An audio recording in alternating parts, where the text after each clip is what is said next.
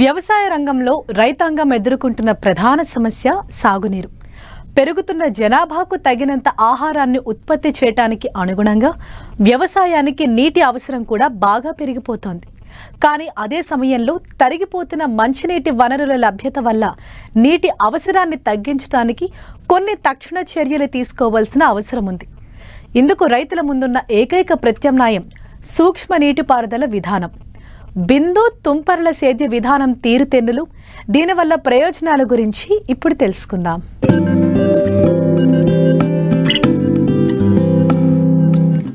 నీరు అనేది సకల జీవకోటికి ప్రాణాధారం. వ్యవసాయ రంగంలో అత్యధికంగా 84% వరకు ఈ నీటిని వినియోగిస్తున్నారు. జనాభా పెరుగుదల, ఋతుపవనాల్లో ఒడిదుడుకులు, పరిశ్రమ అవసరాలు, గృహ అవసరాలు పెరుగుతుండటం వల్ల రాను రాను నీటి సమస్య జటిలమయ్యే పరిస్థితులు కనిపిస్తున్నాయి. రాబోయే రోజుల్లో మిగతా రంగాల్లో నీటి కోసం డిమాండ్ పెరిగి వ్యవసాయ రంగానికి వచ్చే నీటి వాటా తగ్గిపోయే ప్రమాదముంది. ప్రస్తుతం రైతులు అనుసరించే సంప్రదాయ విధానాల వల్ల ఎక్కువ నీటితో తక్కువ భూమికి నీరు పారించే పరిస్థితి ఉంది. దీనివల్ల నీటి వినియోగ సామర్థ్యం చాలా తక్కువగా ఉంది. దీనికి తోడు తరచూ వర్షాభావ పరిస్థితుల వల్ల చాలా ప్రాంతాల్లో భూగర్భ జలాలు అడుగంటిపోవడంతో నీటి ఎద్దడితో రైతులు అనేక సమస్యలు ఎదుర్కొంటున్నారు. ఈ గడ్డు పరిస్థితులను అధిగమించి సాగునీటి వినియోగ సామర్థ్యాన్ని సమర్థవంతంగా పెంచేందుకు రైతుల ముందున్న చక్కటి పరిష్కారం బిందు సేద్యం.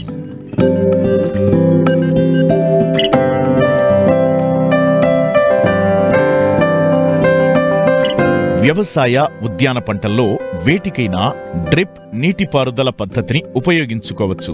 ప్రస్తుత పరిస్థితుల్లో బిందు సేద్యం రైతులకు కల్పతరువు లాంటిదంటూ ఈ సూక్ష్మ నీటిపారుదల విధానం వల్ల కలిగే ప్రయోజనాలను వివరిస్తున్నారు శాస్త్రవేత్త డాక్టర్ ఏవి రామాంజనేయులు.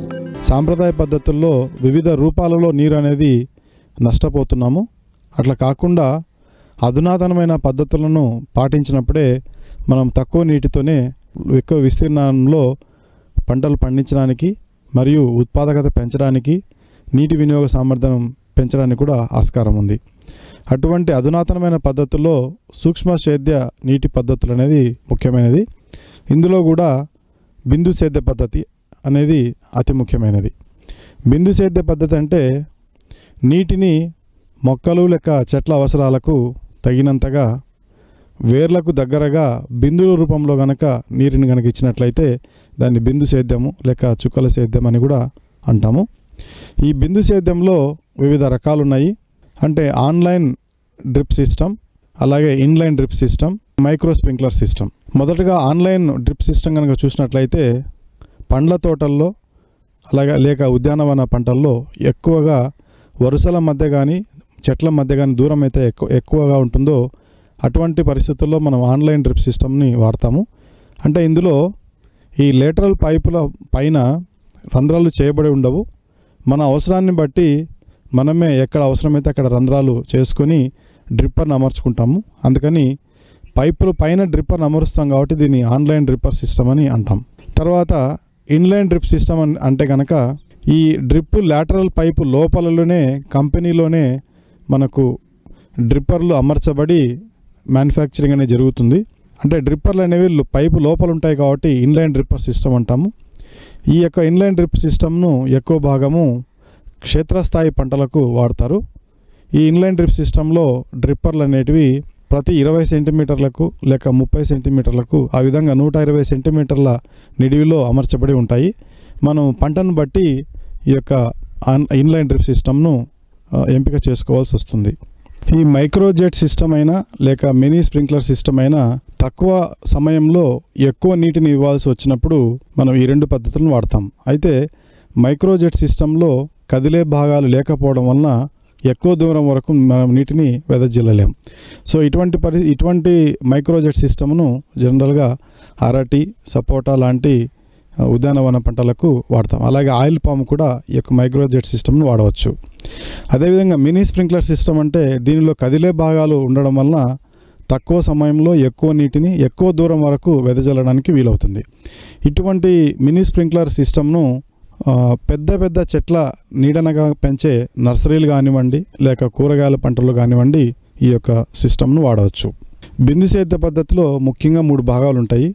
హెడ్ కంట్రోల్ యూనిట్, అలాగే main line, sub main line, lateral system అని ఉంటుంది.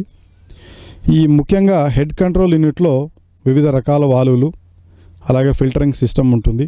దానికి తర్వాత మెయిన్ లైన్ ఉంటుంది. ఈ మెయిన్ లైన్ తర్వాత సబ్ మెయిన్ లైను.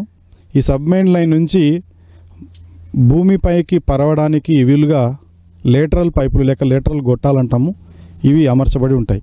బిందు సేద్య పద్ధతిలో భూమిలో తేమ అనేది ఎప్పుడు క్షేత్ర సామర్థ్యం వద్ద ఉండడం వలన నీటి వినియోగ సామర్థ్యం కావచ్చు, అలాగే భూమిలో ఉండే పోషకాలు యొక్క వినియోగ సామర్థ్యం కావచ్చు పెరగడానికి ఆస్కారం ఉంది. కలుపు మీద అయ్యే ఖర్చు కూడా మనకు తక్కువగా ఉంటుంది. అదేవిధంగా నీటిలో కరిగే ఎరువులన్నింటినీ కూడా ఈ యొక్క ఫర్టిగేషన్ విధానంలో ఎరువుల యొక్క వినియోగ సామర్థ్యం బాగా ఉండి ఎరువుల యొక్క వృధా అనేది బాగా తగ్గిపోతుంది. తద్వారా వాతావరణ కాలుష్యం కూడా తగ్గడానికి ఆస్కారం ఉంటుంది.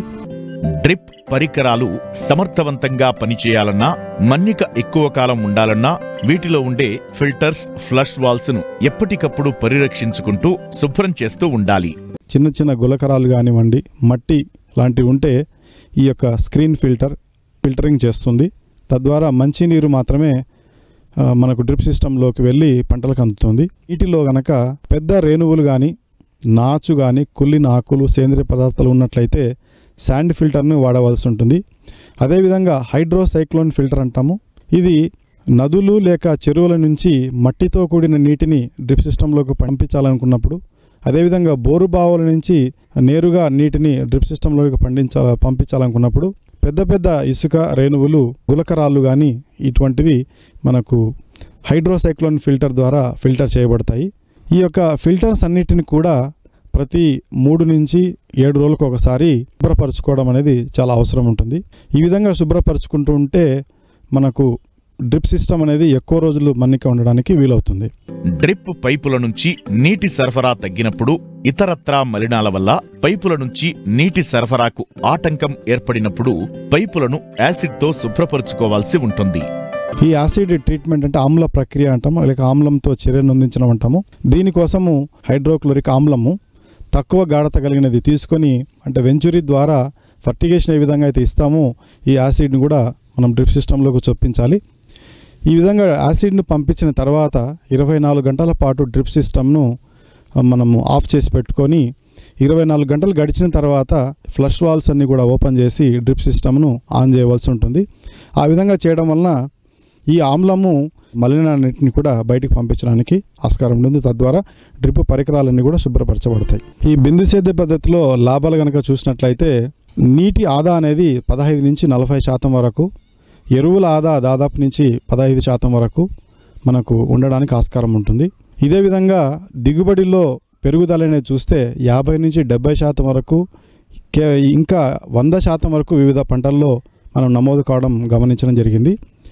దీనికంటే మరీ ముఖ్యంగా ఈ బిందు సేద్యం అవలంబించడానికి మన పంట పొలాల్లో లెవెలింగ్ అనేది పర్ఫెక్ట్గా ఉండవలసిన అవసరం లేదు. అంటే ఎగుడు దిగుడులు ఉన్న పొలాలలో కూడా మనం ఈ బిందు సేద్య పద్ధతిని అవలంబించవచ్చు. ఎక్కువ దిగుబడి మరియు ఎక్కువ నాణ్యతతో కూడిన దిగుబడి పొందడానికి కూడా ఆస్కారం ఉంటుంది. డ్రిప్ ఏర్పాటు చేసుకునేందుకు ప్రస్తుతం చిన్న, సన్నకారు రైతులకు రాయితీ లభిస్తోంది. కానీ రాయితీ సౌకర్యం 5 ఎకరాలకు మాత్రమే వర్తిస్తుంది. అవసరం ఉన్న రైతులు స్థానిక ఉద్యానవన శాఖ అధికారుల ద్వారా ఈ రాయితీలను ఉపయోగించుకుని బిందు సేద్య పద్ధతితో సాగును సఫలీకృతం చేసుకోవచ్చు.